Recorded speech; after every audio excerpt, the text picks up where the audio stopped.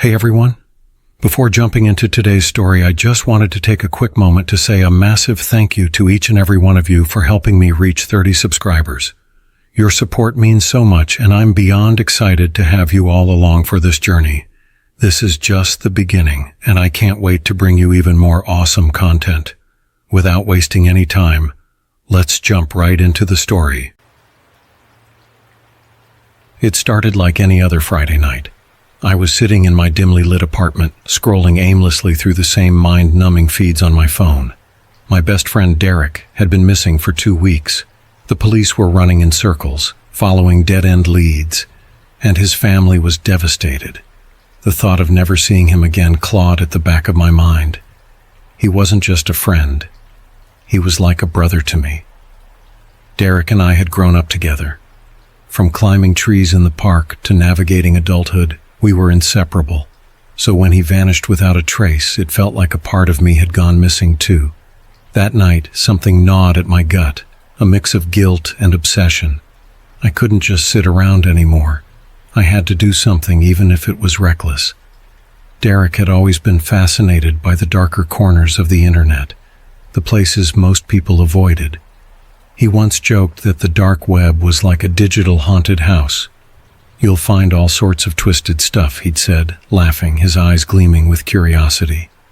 I opened my laptop, hesitating as my fingers hovered over the keyboard. I had heard stories about the dark web, illegal auctions, disturbing videos, things that could haunt you forever. But if there was even the slightest chance of finding Derek, I had to take it. It wasn't hard to find a tutorial on accessing the dark web.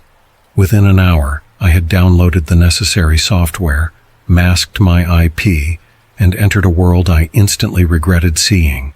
The screen was black, with an eerie silence that made my apartment feel smaller. I clicked through various forums, chat rooms, and shady marketplaces. The content was disturbing. People selling stolen identities, hacking tools, and worse. My stomach churned, but I kept going. Then, I stumbled upon a forum thread titled, "Lost and Found, People Reclaimed." The title sent a chill down my spine. I clicked it. The thread was filled with cryptic messages and links. One post stood out. It simply said, "They're not lost. They're taken. If you want to find them, you'll need to bid." Beneath it was a link.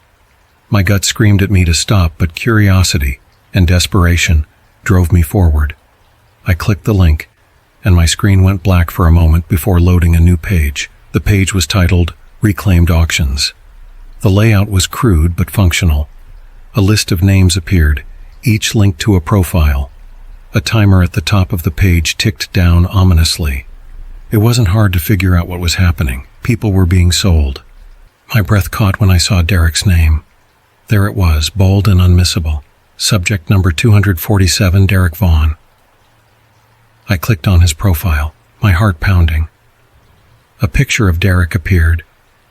He was alive, but barely recognizable. His face was gaunt, his eyes hollow. He looked terrified. Beneath the photo was a description. Age, 27. Condition, healthy. Bidding starts at $10,000. Panic gripped me. This couldn't be real. I refreshed the page, hoping it was some sick prank, but it wasn't. The timer above Derek's profile read, "Auction ends, 23:59:00. That gave me less than 24 hours to figure out what to do. I stared at the screen, my mind racing. I didn't have $10,000 lying around. Even if I did, what would happen after I placed the bid? Who was running this? How could I save him? Before I could think too much, a chat box popped up on the corner of my screen. The message was short. "You shouldn't have clicked on this. Now you're part of it." I froze, staring at the chat box. My heart pounded in my chest as I read the message over and over again. "You shouldn't have clicked on this. Now you're part of it." The words felt like a warning, but who was sending it? Who knew I was here? I quickly typed a response, my fingers shaking. "What do you mean? Where is Derek?" The chat box blinked. A few seconds passed before the reply came. "You'll see soon enough. You can't just watch. You've already stepped into this world. And now, you're part of the game." A wave of nausea hit me. I quickly closed the chat box, but it wouldn't disappear. It stayed on the screen like some kind of cruel reminder. The auction timer was still ticking down, but something felt off. I had entered this dark corner of the internet out of desperation, but now it felt like I was caught in something much deeper, something that I couldn't escape. I scrolled down the page, my eyes locked on Derek's profile. The bidding had already started. People from all over the world were placing amounts, some bidding $500, others $2,000. I had no idea what was going on, but it was clear that there was no escape from it now. Derek was being sold on the dark web, and I was in too deep. Suddenly my phone buzzed. It was a message from my friend, Anna. She knew Derek too, and like everyone else, she had been looking for him. "Have you heard anything? The police still haven't found him. It's like he vanished." I stared at the message, my fingers hovering over the reply. I couldn't tell her what I'd found. She'd never believe me. I was barely believing it myself. I typed something quick, trying to mask my panic. Nothing new. Still looking. I set the phone down and turned back to the auction. The countdown had reached 23 hours. My hands were clammy. I didn't have the money to buy Derek back. But what choice did I have? I had to act, or I'd lose him forever. My fingers hovered over the keyboard. I could place a bid. If I could somehow gather the money, maybe I could outbid everyone and get Derek back. The thought felt like a lifeline, even though deep down, I knew it wasn't going to be that easy. Then something strange happened. A new window popped up in the corner of the screen. It wasn't the chat box. This was something different. A message from the auction site itself. "To proceed with a bid, you must prove your commitment." I frowned, my eyes narrowing. What the hell did that mean? Prove your commitment? What does that even mean? I muttered to myself. The message continued. "The auction requires proof that you are truly invested in retrieving the subject. You must demonstrate your willingness to follow through." I clicked on the message, feeling a sense of dread rising in my chest. A form appeared with a single instruction. "Please upload an image of your most valuable possession." My stomach churned. What kind of twisted game was this? I thought about it for a moment. My laptop? My phone? Both were important to me, but neither could be called my most valuable possession. Then, I remembered something. On my bookshelf sat an old leather-bound journal. It was the journal Derek had given me years ago, a gift for my birthday. It was filled with memories, sketches, writings, thoughts, our shared history in ink. It was priceless to me, far more valuable than anything else I owned. I hesitated for a moment, then grabbed the journal. My fingers trembled as I snapped a photo of it, the image filling the screen. I clicked upload. A few seconds passed. Then the window refreshed. The message changed. "Your commitment has been verified. The bidding can now proceed." I felt a sense of unease settle in my bones. I had just crossed a line. But there was no turning back. Derek was out there somewhere, and this was the only way I might be able to get him back. I looked at the auction timer, 23 hours. It was ticking down fast and the bids were rising. My phone buzzed again, pulling me out of my thoughts. This time, it was a notification from Anna. "I found something. Look at this link." I opened it, hoping for something, anything that would make sense of what was going on. The link led to an image of a man in a dark room, chained to a chair, his face obscured by shadows. It was a horrifying sight, and the caption beneath it made my blood run cold. "This is the cost of curiosity." I couldn't shake the feeling that Anna had found something worse than I had. But before I could respond, another message popped up from the auction site. "Your first bid has been placed. Prepare yourself for what comes next." The moment I saw the message, Your first bid has been placed. Prepare yourself for what comes next. I felt a cold wave of dread wash over me. It was like my computer had somehow sensed the fear in my veins. I hadn't consciously placed a bid, but now the digital clock ticking down felt like the countdown to my own doom. I sat back, my breath shallow. What had I just done? There was no way out now. I had become a part of whatever twisted game was unfolding on this dark web auction. The decision had been made, and Derek's fate now hung in the balance. As I stared at the screen, the page refreshed, and I saw something horrifying. The timer had reset. I glanced at the current bid, $20,000, and realized that the auction was still live. I felt my stomach churn as I read those words over and over again. The price was no longer monetary. What did that mean? My mind raced, trying to connect the dots, but nothing made sense. The auction had started with a simple exchange, money for Derek's life. But now I could feel the rules shifting. The chat box appeared again, but this time there was no cryptic message. It was different, direct, and cold. You now have a choice. Complete the task and you will have a chance at retrieving the subject. Fail and you will become part of the collection. My heart stopped. The collection? What the hell was that supposed to mean? Was I being threatened? I quickly typed back, "What task? What do you want me to do?" The response came almost instantly. You will be contacted shortly. Do not ignore the instructions. If you fail to comply, there will be consequences. Before I could digest that chilling message, my phone rang. It was Anna. Her voice on the other end was frantic, shaky. She didn't even say hello, just jumped straight to the point. I need you to listen to me. I found more stuff about the auction, the people behind it. It's worse than you think. I didn't even have time to speak before she continued. They're not just selling people, they're making them part of some sick, twisted collection. They auction off the lives of the people they capture, but it's not just about money, it's about power. They keep them, control them, turn them into something unrecognizable. Derek could be. I cut her off, barely able to breathe. I know. He's part of the auction. I found him. Anna was silent for a long moment, and then I heard her gasp. Wait, you're on the dark web? You actually got into that place? I felt my throat tighten. I don't know what else to do. I need to get him out. They've given me an ultimatum. Either I do something for them or Derek, or I'll end up just like him. Her voice became a whisper, filled with terror. You have to stop. I've read about this. People who get involved in those auctions never come back the same. They vanish.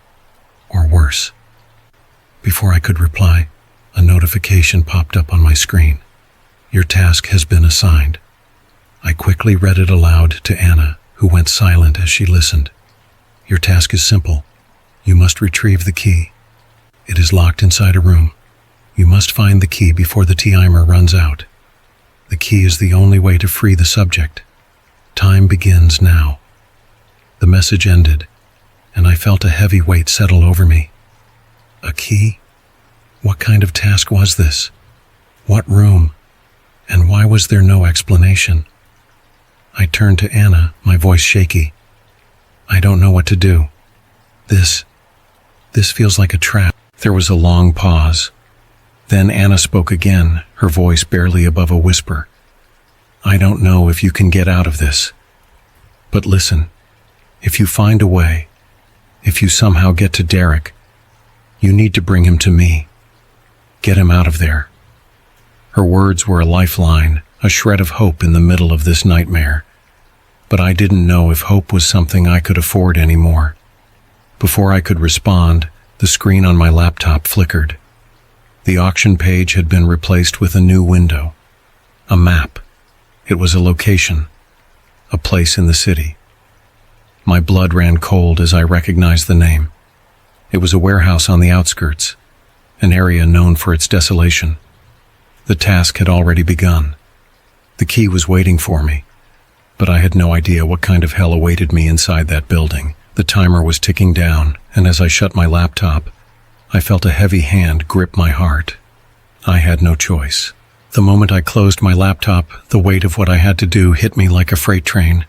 The map on the screen had been clear, an old abandoned warehouse on the outskirts of the city. It had been on the edge of town for years, a place locals avoided. But now it was the only thing standing between me and Derek. I grabbed my jacket and rushed out the door, not even stopping to think. My mind was reeling, my heart hammering in my chest as I drove through the darkened streets, the eerie quiet of the night pressing in around me. The city felt wrong, like the shadows were closing in. The address on the map led me to a part of town I had never ventured to before. The further I drove, the more the air thickened with dread. The houses grew sparse, replaced by crumbling buildings and neglected streets.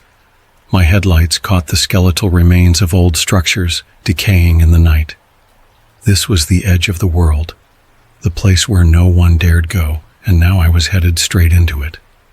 I pulled up to the warehouse, a massive, hulking structure surrounded by an overgrown fence. The gate was rusted, hanging loosely on its hinges, and the windows were boarded up. There was no sign of life, no movement, no sound.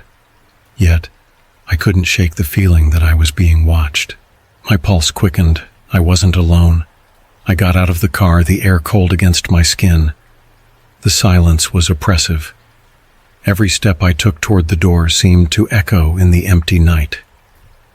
The warehouse loomed ahead, its dark walls like a monster waiting to swallow me whole.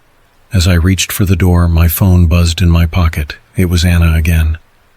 "I'm getting scared. You shouldn't be going in alone. If you get in, don't trust anything you see. This place, it's not what it seems."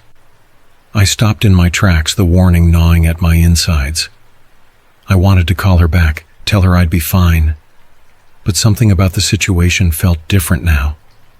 I wasn't just looking for Derek anymore. I was walking into the belly of the beast. "I'll be okay," I typed back. "I'm going in. I'll find the key and get him out. Just stay ready. I'll need you when I get back." The reply came quickly. "Be careful. I have a bad feeling about this." I shoved my phone into my pocket, swallowed my fear, and pushed the door open. The hinges groaned loudly, and I winced at the sound. Inside, the air was thick with dust and mildew. The room was cavernous, filled with old crates and machinery that looked like they hadn't been touched in decades. A faint smell of decay lingered in the air, and the faintest hum echoed from deep within the building. I stepped forward, every sense on high alert. The map on my phone had led me here, but now it felt like I was trapped in a maze. The walls seemed to shift as I moved deeper inside. There was no clear path, just a labyrinth of dark corridors and abandoned spaces. A low, eerie sound reached my ears, like whispering. I froze. The voices were faint, but unmistakable. I wasn't alone. I pulled my phone out again, the light from the screen barely cutting through the darkness. The map was still active, guiding me further into the building. There was a door at the end of the hall, just like the one on the map. The key was supposed to be inside. But something didn't feel right. I had been warned by Anna, by the messages, the task, the price. Everything felt like it was leading me toward something far worse than I could imagine. I pushed forward, my feet dragging as I neared the door. The whispering grew louder, more insistent, as if the very walls were alive with voices. I could hear them now, soft, slithering words. They didn't sound human. "You shouldn't have come." I stopped dead in my tracks, my breath catching in my throat. The voice wasn't coming from anywhere specific, but it filled the room, as though it was all around me. Panic surged in my chest, and I stumbled backward. "Leave while you still can." I turned to run, but the path had changed. The hallway I had come from was gone, replaced by a solid wall. I was trapped. I spun around, my mind racing. The warehouse wasn't a maze. It was a prison, and I had just walked into the heart of it. The door ahead of me creaked open on its own. I had no choice now but to enter.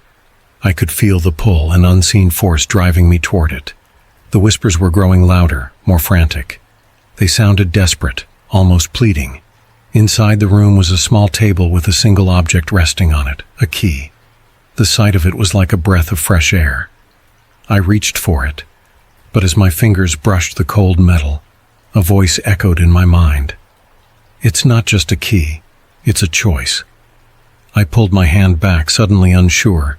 The air grew colder, and a dark shadow shifted in the corner of the room. I wasn't alone anymore. A figure emerged from the darkness. It was tall, draped in black, its features hidden in the shadows. I couldn't make out its face, but I could feel its eyes on me, cold and knowing. "The price has already been paid," the figure whispered. I backed away, the key still on the table. My mind was a whirlpool of thoughts, but one thing was clear. I couldn't take it. I couldn't risk it. If I did, there was no turning back. I turned to run, but the figure stepped forward, blocking the door. Its voice filled the room, a low, guttural sound. "You have no choice. You've already made it." The walls around me seemed to close in, and I realized with chilling clarity that this wasn't a game. This wasn't an auction. It was a trap, one designed to pull in anyone who dared to search for answers. The people they had taken, they weren't just prisoners. They were part of something far darker, something that went beyond the physical realm. The choice was simple: take the key and I would be part of the collection, just like Derek. Walk away, and I risked losing him forever, lost to whatever nightmare was playing out in this forsaken warehouse. But as the figure moved closer, the weight of my decision crushed me.